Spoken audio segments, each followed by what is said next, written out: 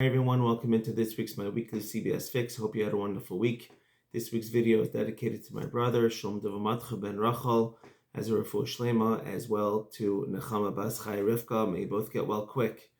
And also, it is certainly dedicated to Yisachar Berish and Devairi Mazel Tov to you on your upcoming wedding on Thursday night. May you build the Bayis Na'am B'Yisrael.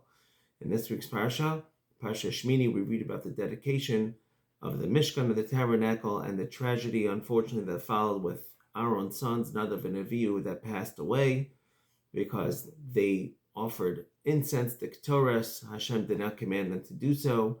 And the parallel is in this week's Haftarah, in which we read for the book of Samuel, in which by the wonderful celebration of the Aron, the Holy Ark, finally being brought to Yerushalayim, that was also marred by a tragedy with the death of Uzzah, who acted disrespectfully towards the Aron, and he passed away. The question is, we'll try to touch on three quick subjects. The question is, why is it that we find by these two things, these two wonderful celebrations, that they're marred by tragedy? It could be that the reason that they are, it was already a sign that the first and second temples were not good. The Mishkan was only going to be temporary, and the fact that the temples themselves, the Bate Mikdash, were also going to be temporary. And that within celebration, there's unfortunately also going to be a hint of sadness as well, as opposed to the third temple, which will be rebuilt, that will be completely and totally celebratory. So God willing, we'll all merit to see that sooner in our days. Now, why did these people die? Why did Nadav and Avihu die? Why did Uzzah die?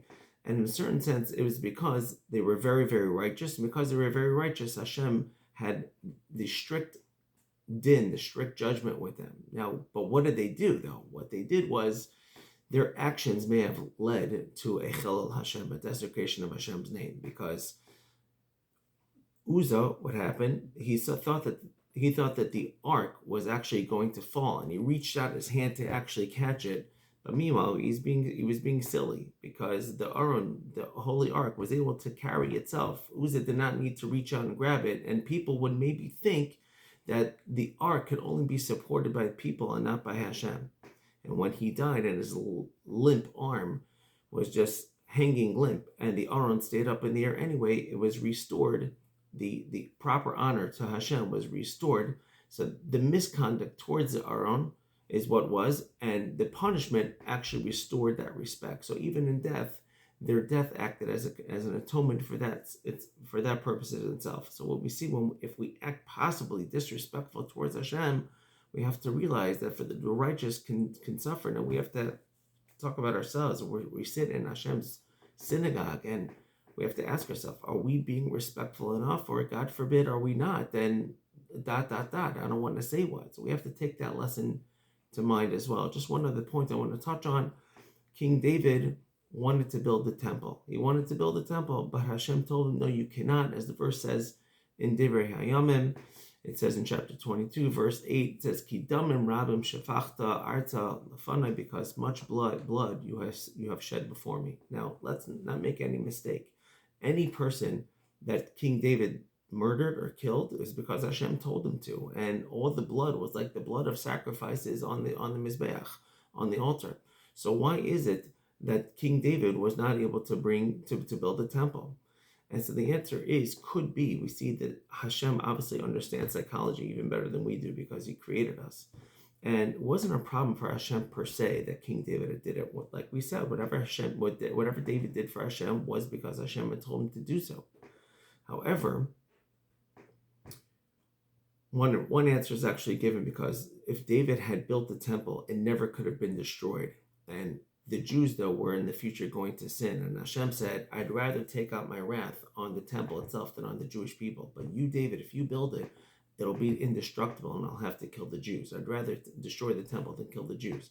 But another answer is the fact that he spilled a lot of blood in front of him. There was nothing wrong with King David. There was nothing wrong with David at all. But what was wrong was that the people who saw David swinging his axe, and blood flying, and heads flying, and arms flying, to the people, as holy as David may have been, but in their minds, they could not equate the actions that King David did with all those body parts flying, and him being a man of peace, because the temples would stand one day for peace. And blood flying everywhere and being a man of peace and a human being's mind is very hard for them to blend the two thoughts together. And so Hashem was telling him, Kidam and Rabim Shafachta Arz Lefanai, much blood you have spilled in front of me for my sake, but you did it for my sake, but the people wouldn't be able to equate with it. In order for the temple to be a place of harmony, and place it has to be built by somebody that has never spilled any blood, then that will be your son, King Solomon. His name is Shlomo, which means peace. And so therefore, David was not able to do that, but we see the will that he had, the will that he was able to do it. He actually founded the foundations, and that those are everlasting down till today. So these are just a few lessons on the Parsha. Thank you for listening. Have a wonderful Shabbos.